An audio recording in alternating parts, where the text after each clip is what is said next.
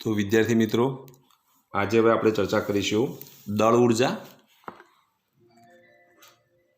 अने न्यूक्लियर बंधन ऊर्जानी।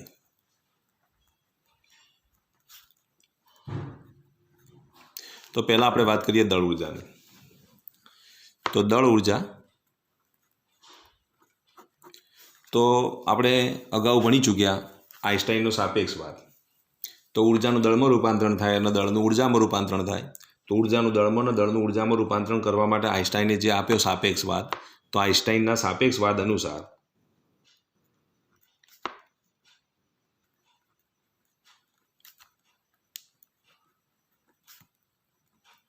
तो आइन्स्टाइननो सापेक्षवाद कयो छे? तो ई बराबर शुं लखीशुं? mc²। आ सूत्र मुजब दळनुं ऊर्जामां रूपांतरण थाय अने जो ऊर्जानुं दळमां रूपांतरण करवुं होय तो m बराबर शुं लखीशुं? E/c²। आ सूत्रनी मददथी ऊर्जानुं दळमां रूपांतरण थाय। तो आम दळनुं ऊर्जामां रूपांतरण थाय अने ऊर्जानुं दळमां रूपांतरण थाय ते माटे आइन्स्टाइने जे सापेक्षवादनुं जे सूत्र आप्युं E बराबर mc² छे। आ सूत्र प्रमाणे तमे कोईपण दळनुं ऊर्जामां केटલું रूपांतरण थाय ए शोधी शको। तमने एम कीधुं होय के 1 ग्राम दळने अनुरूप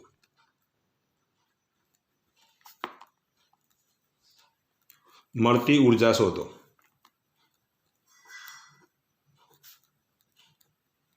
हवे 1 ग्राम दळने अनुरूप मळती आपणे ऊर्जा शोधवी छे। तो 1 ग्राम दळने अनुरूप मळती ऊर्जा तो E बराबर शुं लखीशुं? mc²। ज्यां m नी किंमत केटली लेवानी? तो m नी किंमत 1 ग्राम एटले 10⁻³ किलोग्राम थाय अने c नी किंमत केटली लेवानी? तो 3 × 10⁸ मीटर प्रति सेकंड। 3 × 10⁸ मीटर प्रति सेकंड। खरेखर आनी एक्झेक्ट किंमत आटली छे 2.9979 × 10⁸ मीटर प्रति सेकंड छे। आनी चोक्कस किंमत कहेवाय। पण आ 2.99 जे एनी जग्याए आपणे 3 × 10⁸ लईए छीए। तो जो एक्झेक्ट मूल्य शोधवुं होय तो तमारे आ किंमत मूकवी पड़े। पण अहींया आपणे धारो के 3 × 10⁸ मूकी दईए तो ऊर्जानुं रूपांतरण शोधीए तो 1 ग्राम दळनी ऊर्जा केटली मळे छे? तो अहींया m नी किंमत मूकी दईए केटली? तो 10⁻³ c नी किंमत मूकी दईए 3 × 10 ની કેટલી ઘાત થશે? तो 3 × 10⁸ એનો પાછો વર્ગ। આનું સાદુરૂપ આપો તો 10⁻³ 3નો વર્ગ કેટલો થશે? 9। 10⁸ નો વર્ગ કેટલો થાય? તો 10⁻16। હવે આનું જો સાદુરૂપ આપીએ તો 9 × 10 ની કેટલી ઘાત થશે? 13 જૂલ જેટલી ઉર્જા મળે। તો 1 ગ્રામ દળનું જો ઉર્જામાં રૂપાંતરણ થાય તો આટલી પ્રચંડ ઉર્જા મળે છે। કેટલી મળે છે? 9 × 10⁻13 જૂલ જેટલી પ્રચંડ ઉર્જા મળે। તો આમ આ ઉર્જા જે મળી એ દળના લીધે મળી। તો આ ઉર્જાને આપણે કઈ ઉર્જા કહીશું? તો દળ ઉર્જા કહીશું। શું કહીશું? દળ ઉર્જા। તો દળ ઉર્જાનું મૂલ્ય શોધવું હોય તો એ દળ ઉર્જાનું મૂલ્ય શોધવા માટે આપણે આઇન્સ્ટાઇનના સાપેક્ષવાદનો ઉપયોગ કરીશું। હવે ન્યુક્લિયર બંધન ઉર્જાની આપણે વાત કરીએ। તો ન્યુક્લિયર બંધન ઉર્જા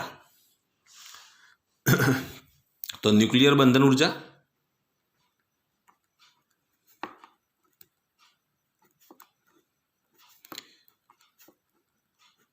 तो न्यूक्लियस केवी रीते बने?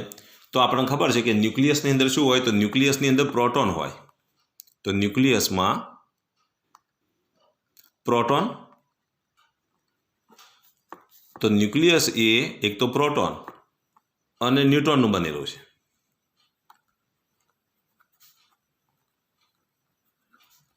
હવે જો ન્યુક્લિયસ એ પ્રોટોન અને ન્યુટ્રોનનું બનેલું હોય તો એનો મતલબ એ થયો कोईपण तमे न्यूक्लियस पसंद करो अने ए न्यूक्लियसनो आ जे प्रोटोन अने न्यूट्रॉननी जे संख्या जे छे ए शुं कहेवाय? तो आपेला न्यूक्लियसनो दळांक कहेवाय। आ बंनेनी संख्याने आपणे शुं कहीए छीए? तो न्यूक्लियसनो दळांक कहीए छीए।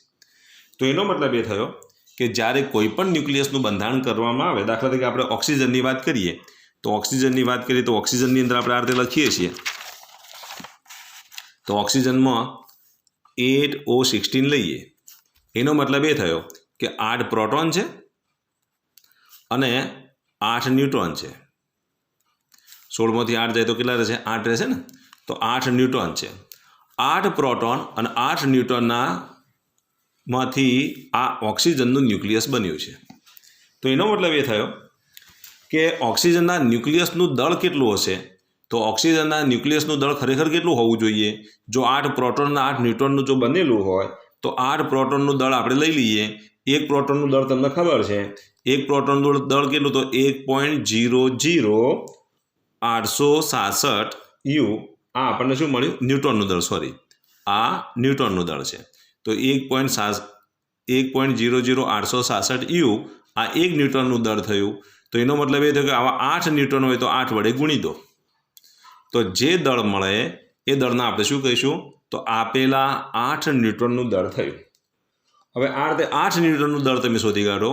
એ રીતે એક પ્રોટોનનું દળ તમને ખબર છે. એક પ્રોટોનનું દળ કેટલું? તો 1.00727 યુ છે. એવા કેટલા પ્રોટોન છે? તો 8 પ્રોટોન છે. 8 પ્રોટોનનું દળ તમે ગણી દો. હવે આ બંનેનો તમારે સરવાળો કરવાનો.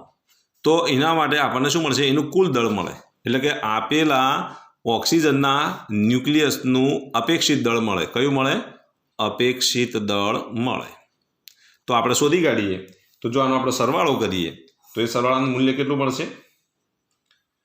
ચલો 8 પ્રોટોનનું દળ લઈએ તો 1.00727 ગુણ્યા 8 એટલે 8 પ્રોટોનનું દળ કેટલું મળશે?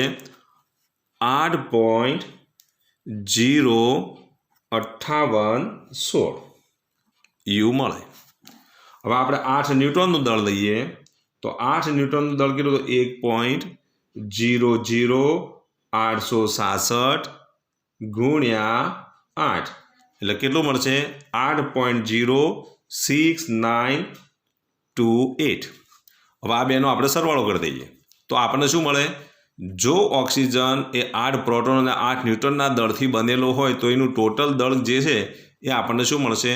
ઓક્સિજનના ન્યુક્લિયસનું આપણને અપેક્ષિત દળ મળ્યું કહેવાય. તો ચલો અપેક્ષિત દળ કેટલું થાય? તો આપણે બેનો સરવાળો કરી દઈએ. તો 8.06928 પ્લસ 8.05816 આ બેનો જો સરવાળો કરીએ તો એનું મૂલ્ય કેટલું મળે?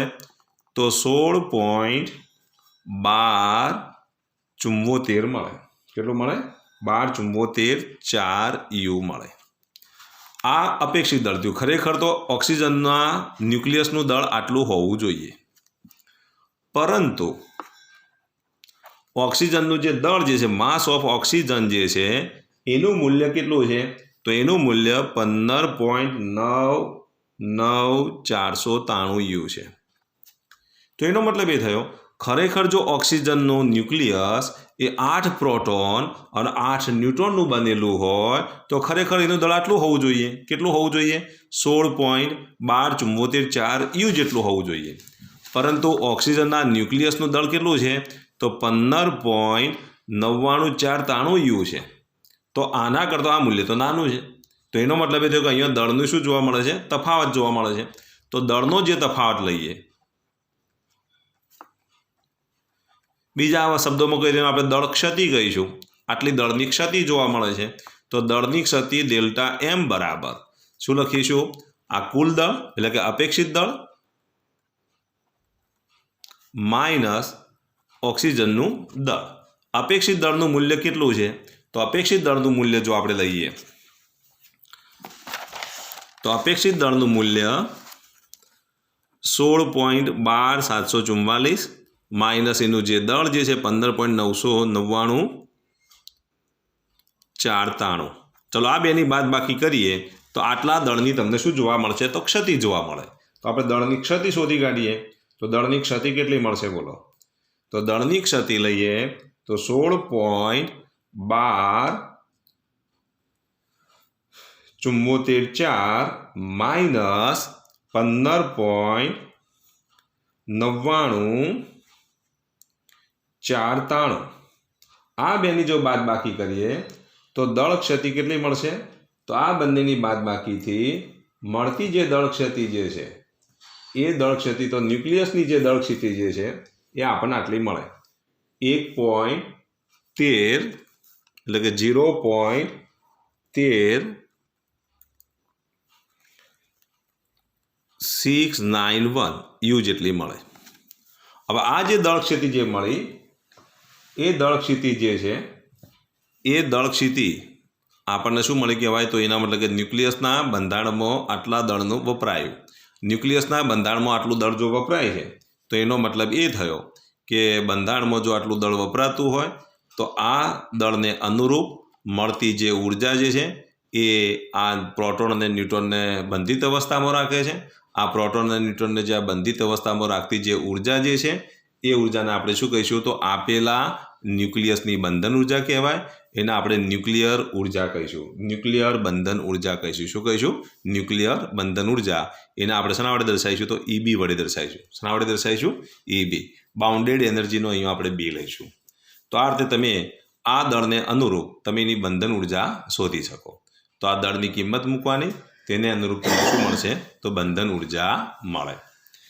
તો આમ જ્યારે કોઈ પણ ન્યુક્લિયસનું જ્યારે કાયમી જ્યારે બંધારણ થાય ત્યારે શું થશે? ઉર્જાનો દળનો આટલો તફાવત મળે છે અને આ દળના તફાવતને આપણે શું કહીશું? આ દળના તફાવતને અનુરૂપ મળતી જે ઉર્જા જે છે એ ઉર્જાને શું કહેવાય? તો ન્યુક્લિયર બંધન ઉર્જા કહે છે. હવે આપણે કોઈ બીજું એક્ઝામ્પલ લઈએ. તમને એમ કીધું હોય કે 1 યુને અનુરૂપ મળતી ઉર્જા શોધો. આવો આપણે એક એક્ઝામ્પલ લઈએ.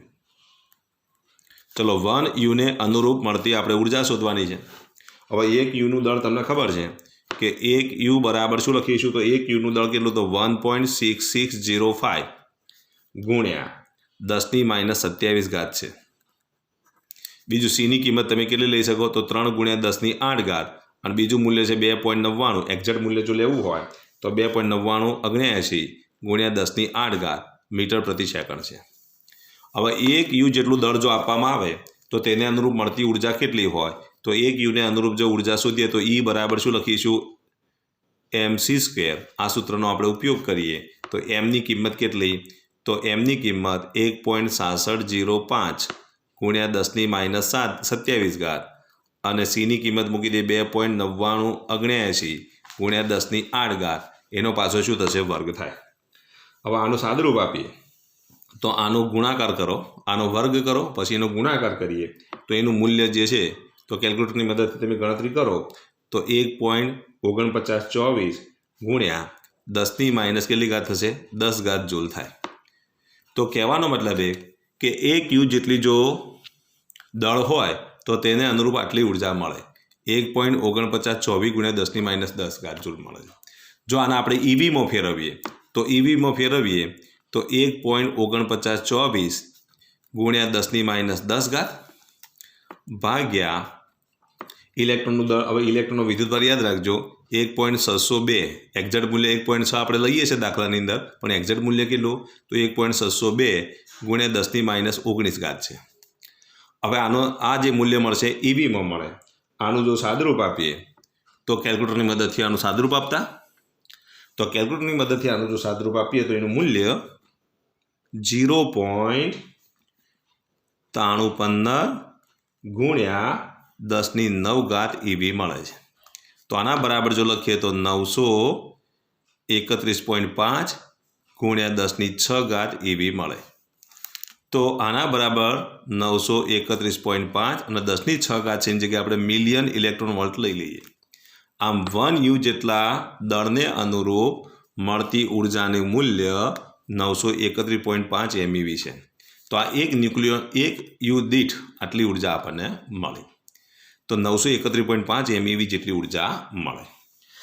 તો હવે આટલું યાદ રાખવાનું, 1 યુની જગ્યાએ જો ઉર્જાનું મૂલ્ય મૂકવું હોય તો 1 યુની જગ્યાએ જ્યારે પણ આપણે ઉર્જાનું મૂલ્ય મૂકીએ તો એ ઉર્જાનું મૂલ્ય તમારે યાદ રાખવાનું. કેટલું મૂકવું પડે? 931.5 MeV જેટલું મૂકવું પડે.